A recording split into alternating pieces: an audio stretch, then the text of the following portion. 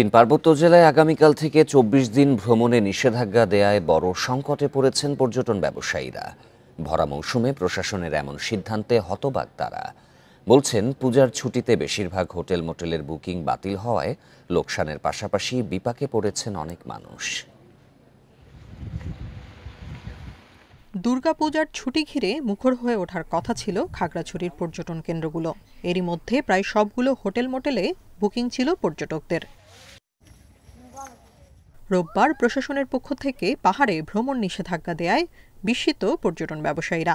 নিষেধাজ্ঞার পরই রাঙামাটিতে বাতিল হয়েছে সব হোটেল মোটেলের বুকিং। পর্যটনের ভরা মৌসুমে লোকসানের শঙ্কা তাদের। বহুত গেস্ট আমাদের আসবে না এবং আমাদের ব্যবসায়িক অনেক ক্ষতি হবে।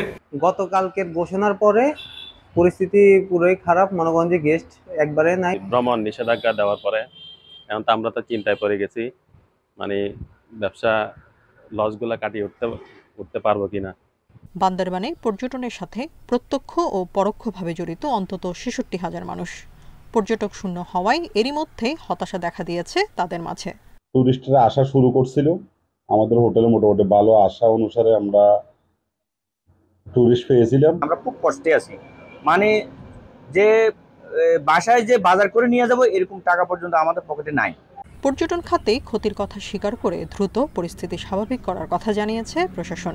এখানে সারা বাংলাদেশ থেকে পৃথিবীর অনেক দেশ থেকে টুরিস্ট আসবে, তারা এখানে ঘুরবে, বেড়াবে, খাওয়া দাওয়া করবে। আমাদের অর্থনীতি চাঙ্গা হবে না। আমাদের অবস্থান থেকে যতটুকু আমাদের ব্যবস্থা নিয়ে আমরা ব্যবস্থা নিব। অনিবার্য কারণ দেখিয়ে ৮ অক্টোবর থেকে ৩১ অক্টোবর পর্যন্ত পর্যটকদের পাহাড়ে ভ্রমণ না করার পরামর্শ দিয়েছে স্থানীয় প্রশাসন। Tania Nasrin, independent news.